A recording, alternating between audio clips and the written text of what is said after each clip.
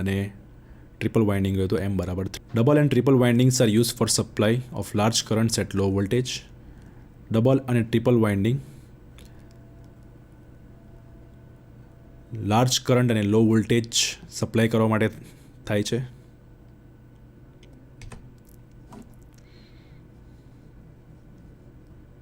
The number of parallel paths increases in multiplex windings which increases the current. Multiplex વાઇન્ડિંગમાં parallel પાથની સંખ્યા વધે છે, જેથી જેમ પેરેલલ પાથની સંખ્યા વધશે તેમ કરંટ પણ વધશે. A double or duplex winding consists of two similar simplex windings placed in alternate slots on the armature. એટલે કે એક ડુપ્લેક્સ વાઇન્ડિંગમાં બે એક સરખી સિમ્પ્લેક્સ વાઇન્ડિંગ હશે અને એ સિમ્પ્લેક્સ વાઇન્ડિંગ્સ ઓલ્ટરનેટ સ્લોટ્સમાં મૂકવામાં આવશે અને તેને ઓલ્ટરનેટ કમ્યુટેટર સેગમેન્ટ જોડે કનેક્ટ કરવામાં આવશે. એટલે કે અહીં તમે જોઈ શકો છો, આ એક ડુપ્લેક્સ વાઇન્ડિંગ છે, આ પહેલી કોઇલ છે, તેને આ કમ્યુટેટર સેગમેન્ટ જોડે કનેક્ટ કર્યું છે અને આ બીજી કોઇલ છે, બીજી સિમ્પ્લેક્સ વાઇન્ડિંગ છે. આ રીતે ડુપ્લેક્સ વાઇન્ડિંગનું ફોર્મેશન થાય છે. Similarly a triple or triplex winding consist 3 similar simplex winding.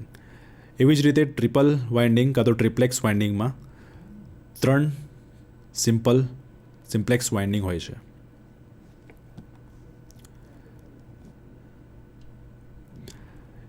આ 3 વાઇન્ડિંગ દરેક ત્રીજા કમ્યુટેટર એડવાન્સરનો ઉપયોગ કરીને પાવર ફેક્ટરમાં સુધારો કરવો. તો ઇન્ડક્શન મોટર છે, જે 3 ફેઝ ઇન્ડક્શન મોટર, તેનો એક્સાઇટિંગ કરંટ સપ્લાય મેઇન્સમાંથી લે છે. જે મેઇન સપ્લાય આવે છે, ફેઝ સપ્લાય, એમાંથી જે આનો એક્સાઇટિંગ કરંટ છે મોટરનો, એ એક્સાઇટિંગ કરંટ આપણે હંમેશા સપ્લાય મેઇન્સમાંથી લે છે. આથી જ્યારે આ કરંટ વધે, જ્યારે આ કરંટ એનો મેગ્નેટાઇઝિંગ કરંટ વધે છે, એ ટાઈમે આ પાવર ફેક્ટર ઘટી જાય છે.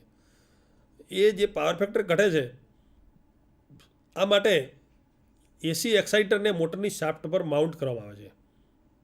જે પાવર ફેક્ટરના વધારવા માટે જે એસી એક્સાઇટર છે, એને મોટરની શાફ્ટ હોય એના ઉપર માઉન્ટ એટલે કે ફિટ કરવામાં આવે છે. આને જે આ આપણે માઉન્ટ કરીએ છીએ એસી એક્સાઇટરને મોટરની શાફ્ટ પર, આને ફેઝ એડવાન્સર કહેવામાં આવે છે. આ એક્સાઇટર ઇન્ડક્શન મોટરના રોટરને સ્લીપ ફ્રીક્વન્સીએ એક્સાઇટ કરે છે. જે આ એક્સાઇટર છે, એસી એક્સાઇટર, એ ઇન્ડક્શન મોટરનો જે રોટર છે, રોટરને સ્લીપ ફ્રીક્વન્સીએ એક્સાઇટ કરે છે.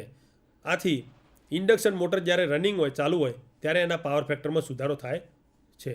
તો આપણે ફિગર દ્વારા જોઈએ આનું કે ફેઝ એડવાન્સરનો ઉપયોગ કરીને કઈ રીતે પાવર ફેક્ટરમાં સુધારો કરી શકાય છે. તો અહીંયા જોઈ શકાય છે કે જે સ્લીપિંગ ઇન્ડક્શન મોટર છે, અહીંયા બસ બાર છે ઉપર RYB, તેથી આપણે એને RYB સપ્લાય આપેલો છે સ્લીપિંગ ઇન્ડક્શન મોટરને. અને તમે જુઓ છો અહીંયા જે છે ફેઝ એડવાન્સર, જે એનો સ્ટેટર ઉપર ફેઝ એડવાન્સરને લગાવેલું છે અને એના દ્વારા ફિલ્ડને એક્સાઇટ કરી અને પાવર ફેક્ટરમાં સુધારો કરવામાં આવે છે. તો આ એક રીત છે ફેઝ એડવાન્સરનો ઉપયોગ કરી અને પાવર ફેક્ટરમાં સુધારો કરી શકાય છે. જો ફેઝ એડવાન્સરના વાઇન્ડિંગને રોટરની સાથે સિરીઝમાં જોડવામાં આવે, જે આ ફેઝ એડવાન્સરની રીત છે, એમાંનું જે રોટર વાઇન્ડિંગ છે, જે એ વાઇન્ડિંગને રોટરની સાથે સિરીઝમાં જોડવામાં આવે તો સિરીઝ પ્રકારનો ફેઝ એડવાન્સર કહેવામાં આવે છે. અને જો ફેઝ એડવાન્સરના વાઇન્ડિંગને રોટરની સાથે સમાંતરમાં કે પેરેલલમાં જોડવામાં આવે તો શન્ટ ફેઝ એડવાન્સર કહેવામાં આવે છે. આ ફેઝ એડવાન્સર જે છે, એ વાઇન્ડિંગને જે મોટરનું જે રોટર છે એની સાથે જો સિરીઝમાં જોડવામાં આવે તો જે આ ફેઝ એડવાન્સર છે એને સિરીઝ પ્રકારનો કહીશું. અને જો ફેઝ એડવાન્સર વાઇન્ડિંગને રોટરની સાથે પેરેલલમાં જોડીશું તો તે શન્ટ ફેઝ એડવાન્સર કહેવામાં આવે છે. પરંતુ આ જે ફેઝ એડવાન્સરની જે રીત છે કે આનો જે ઉપયોગ છે, એ 200 હોર્સ પાવરથી વધારે કેપેસિટીવાળી મોટર હોય તો જ સસ્તો પડે છે. એટલે મતલબ એનો અર્થ એવો થાય કે 200 હોર્સ પાવરથી વધારે કેપેસિટીવાળી મોટરો, જે મોટી ઇન્ડસ્ટ્રી હોય, જે મોટી મોટરો ચાલતી હોય, ત્યાં આ રીત એકદમ સુલેભરી બને છે. કેમ કે 200 HPથી 100થી 200 HPથી નાની મોટરો માટે આ આપણે રીતનો ઉપયોગ કરી શકતા નથી. ફક્ત 200 કે 100 હોર્સ પાવરથી મોટા રેટિંગવાળી મોટર હોય તો ત્યાં આપણે આ રીતનો ઉપયોગ કરી શકીએ. તો આ રીત એના માટે સસ્તી પડે છે. હવે ત્રીજી રીત છે પાવર ફેક્ટર સુધારવા માટેની, તો કેપેસિટન્સ બૂસ્ટરનો ઉપયોગ કરીને પાવર ફેક્ટરમાં સુધારો લાવો. આ રીતમાં લાઇનના છેડે લાઇનની સિરીઝમાં કેપેસિટર જોડવામાં આવે છે. આ કેપેસિટરના કેપેસિટિવ રિએક્ટન્સને લીધે લાઇનનું ઇન્ડક્ટિવ રિએક્ટન્સ કોમ્પેન્સેટ થાય છે અને આથી પાવર ફેક્ટરમાં સુધારો થાય છે. આને કેપેસિટર બૂસ્ટર કહેવામાં આવે છે. તો અત્યારે તમે જુઓ છો કે આ રીતમાં જે વીજ પ્રવાહ જે લાઇન હોય છે સપ્લાય, એમાં લાઇનની સિરીઝમાં જે આપણે મોટી પેનલ હોય ઇન્ડસ્ટ્રીમાં, ત્યાં આખી કેપેસિટર બેંક બનાવેલી હોય છે. અને કેપેસિટર બેંકમાં જે બસબાર સાથે છે જે છે એમાં કેપેસિટરના કનેક્શન કરેલા હોય છે અને કેપેસિટર માટેની સ્પેશિયલ અલગ મેઇન સ્વિચ આપેલી હોય છે. તો જ્યારે લોડ જેમ લોડ ઓન થતો જશે, જેમ લોડ વધતો જશે, એમ કેપેસિટર છે એ એની મેળે ઓટોમેટિક ઓન ઓફ થયા કરશે. એટલે એ પાવર ફેક્ટરને મેન્ટેન કરશે. 0.99થી 0.98, 0.99 આસપાસ જ્યારે પાવર ફેક્ટર આપણો મેન્ટેન થતો હોય એ રીતે કેપેસિટર ઓન ઓફ થયા કરશે. એટલે કેપેસિટરના જે કનેક્શન છે એ ડાયરેક્ટલી બસબાર સાથે જોડી અને કેપેસિટરને ડાયરેક્ટલી કનેક્શન કરવામાં આવે છે. એટલે જ્યારે કેપેસિટર ઓન ઓફ, જ્યારે લોડમાં ઘટાડો થશે એ ટાઈમે કેપેસિટર પાછા ઓફ થશે, જ્યારે લોડમાં વધારો થશે એ ટાઈમે કેપેસિટર પાછા એની મેળે ઓટોમેટિક ઓન ઓફ થયા કરશે અને પાવર ફેક્ટરને મેન્ટેન કરતા હોય છે. તો આ એક કેપેસિટર બૂસ્ટરનો ઉપયોગ કરીને પણ આપણે પાવર ફેક્ટરમાં સુધારો લાવી શકાય છે. અહીંયા આપણે જુઓ છો તો કેપેસિટર બૂસ્ટર છે. અહીંયા 3 ફેઝ એસી સપ્લાય, આપણે જે પેનલની વાત કરી એ જ રીતે તમે જુઓ અહીંયાથી RYB મેઇન સપ્લાય છે. અહીંયા લોડ છે, લોડ એટલે કે આગળ જે પેનલમાં અહીંથી આપણે બહાર જે અહીંથી કનેક્શન લઈએ છીએ એ છે. અને અહીંયા કેપેસિટર છે એ તમે જુઓ છો સિરીઝમાં જોડેલા છે. અને કેપેસિટર જે લોડ પ્રમાણે કેપેસિટરના રેટિંગ કે કેપેસિટર આપણે એને લાઇનમાં જોડીએ છીએ. કેપેસિટર બૂસ્ટર તરીકે પણ આપણે એને કહીએ છીએ. કેપેસિટર બૂસ્ટર લાઇનની સાથે જોડેલા છે. એ આ કેપેસિટર બૂસ્ટરનો ઉપયોગ કરીને પણ આપણે પાવર ફેક્ટરમાં સુધારો કરી શકીએ છીએ. કેપેસિટરની કિંમત નીચે જણાવેલા સૂત્ર પરથી પણ આપણે નક્કી કરી શકાય કે C = 1/W²L = 1/2πf 2L, જ્યાં Lને આપણે લાઇનનું ઇન્ડક્ટન્સ પ્રતિ ફેઝ કહેવામાં આવે છે, કે જે લાઇનમાં જે ઇન્ડક્ટન્સ છે એ પ્રતિ ફેઝ એટલે દરેક ફેઝમાં કેટલું છે એ બતાવે છે. અને F છે એ સપ્લાયની ફ્રીક્વન્સી, જે સપ્લાય છે જે ઇનકમિંગ સપ્લાય એમાં ફ્રીક્વન્સી છે ફ્રીક્વન્સી બતાવશે. હવે એમાંની ચોથી એક રીત છે પાવર ફેક્ટર સુધારવાની, તો એમાં સ્ટેટિક કેપેસિટરનો ઉપયોગ કરીને પાવર ફેક્ટરમાં સુધારો.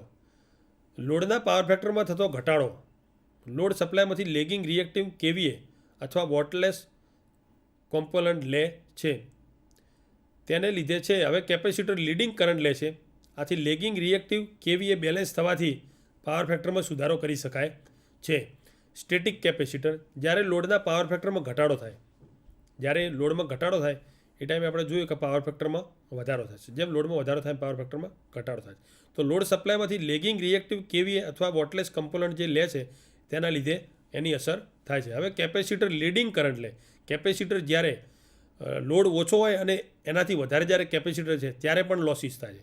તો એ ટાઈમે પણ કેપેસિટરને મેન્ટેન કરવા બહુ મહત્ત્વની વસ્તુ છે. જ્યારે લોડ ઓછો થઈ જાય ત્યારે કેપેસિટર બંધ કરી દેવા જોઈએ મેન્યુઅલમાં હોય તો.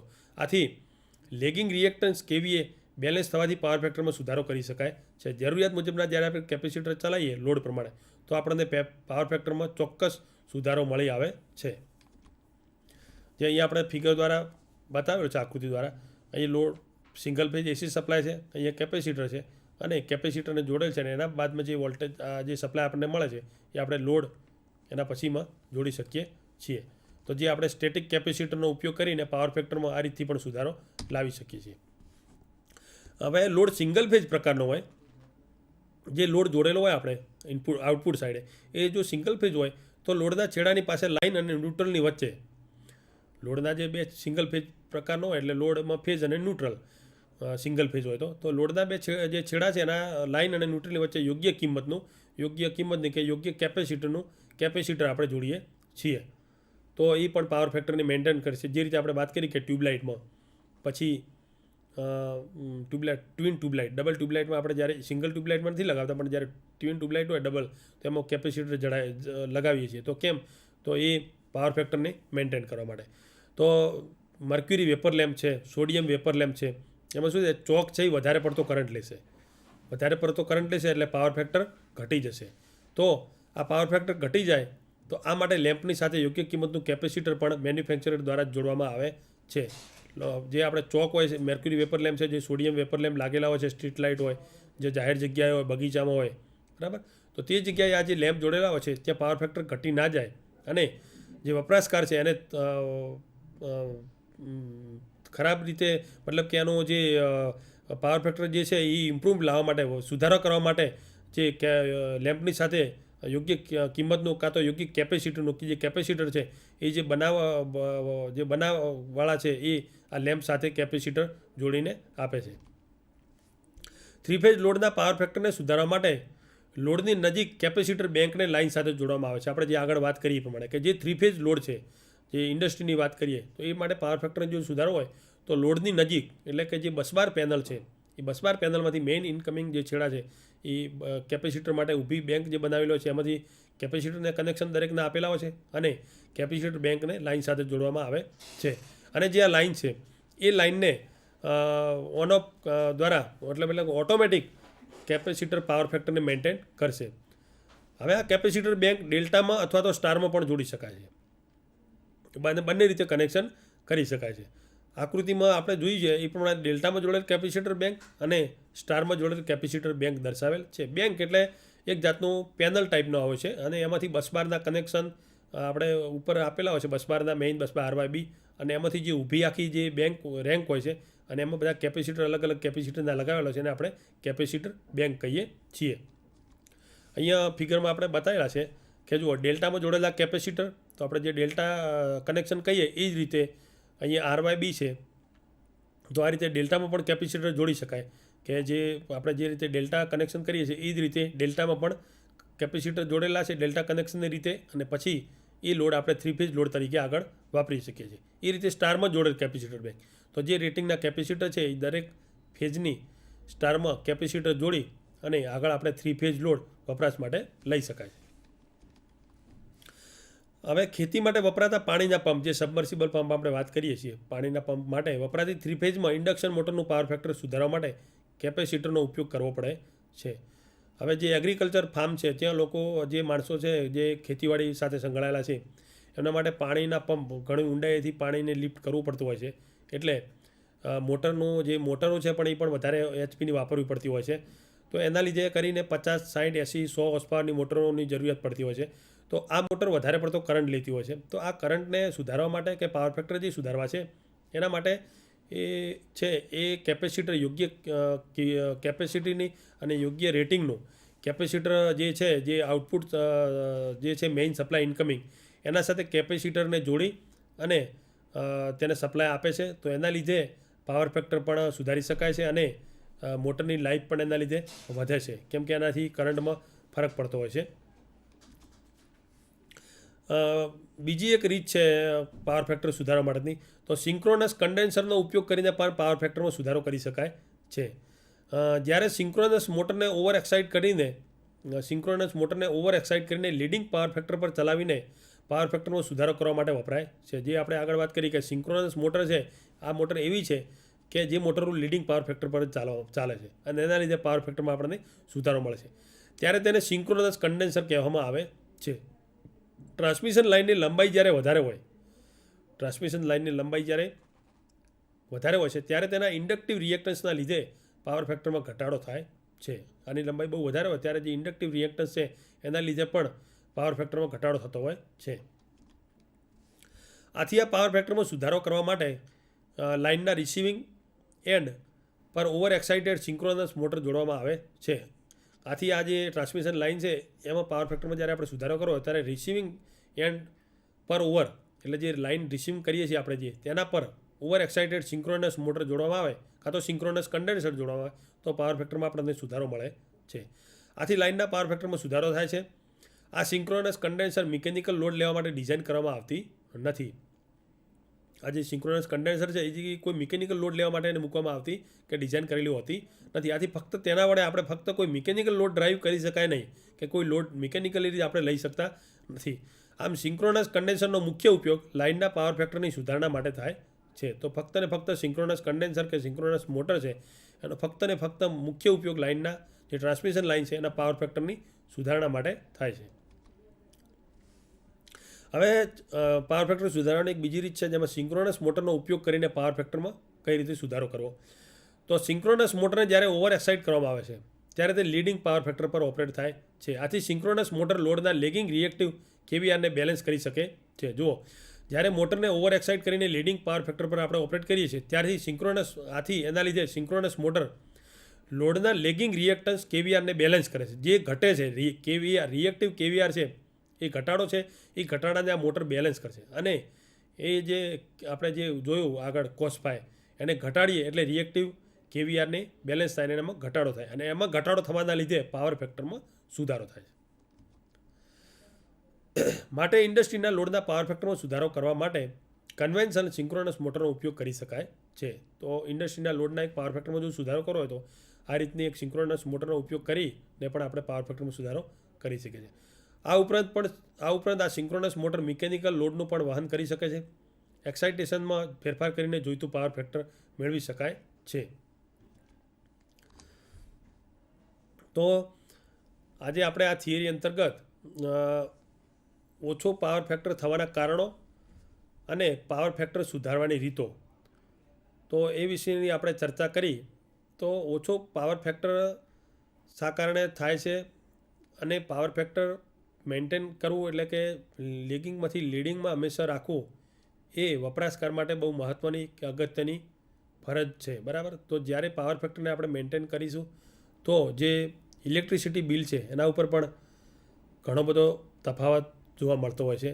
જ્યારે આપણે એના રીડિંગ લેતા હોઈએ છીએ મંથલી તો એ ટાઈમે જ્યારે આપણે જો કેપેસિટર યોગ્ય પ્રમાણના જોડેલા નહીં હોય અને પાવર ફેક્ટર મેન્ટેન નહીં કરેલું હોય તો એ ટાઈમે વીજ બિલમાં પણ બહુ મોટી તફાવત, જે મોટી ઇન્ડસ્ટ્રીઓ છે ત્યાં આ રીતનો વીજ બિલમાં પણ મોટી બધો તફાવત આવતો હોય છે. તો પાવર ફેક્ટર વસ્તુ જે છે એને આપણે કઈ રીતે મેન્ટેન કરવું, કઈ રીતે એને ઘટાડો કરવો, એને ઓછો કરવો અને પાવર ફેક્ટરને સુધારવો અને વધારવો, એ રીતે આપણે આજે થિયરીમાં ઓછું પાવર ફેક્ટર થવાના કારણો અને આ પાવર ફેક્ટરને કઈ રીતે સુધારવો એ રીતો વિશે આપણે આજે થિયરીમાં અભ્યાસ કર્યો. તમે આજે બધાએ મને શાંતિથી સાંભળેલ એ બદલ આપ સૌનો હાર્દિક આભાર સર.